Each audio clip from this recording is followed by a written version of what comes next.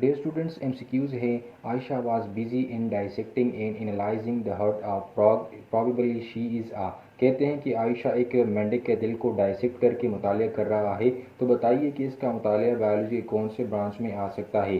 पहला जो ऑप्शन है वो है सेल बायोलॉजिस्ट. तो सेल बायोलॉजी की वो ब्रांच होती है जिसमें हम सेल को स्टडी करते हैं, तो ये ऑप्शन भी ठीक नहीं है. दूसरा जो ऑप्शन है वो टेक्सानोमिस्ट का दिया है.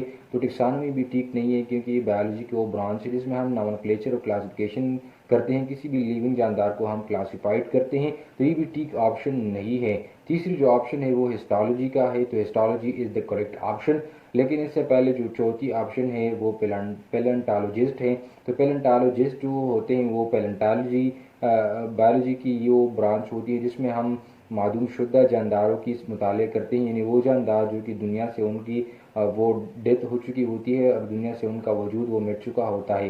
तो ये भी ठीक ऑप्शन नहीं है. हिस्टोलॉजी जो है ये बायोलॉजी की वो ब्रांच होती है जिसमें हम टिश्यू की फंक्शन की बात करते हैं, उसके स्ट्रक्चर की बात करते हैं और उसके ऑर्गेनाइजेशन की बात करते हैं. तो अभी ये जो स्टूडेंट है जो कि फ्रॉग के हार्ट को स्टडी कर रहा है, तो ये बायोलॉजी की हिस्टोलॉजी ही के अंदर ही आता है.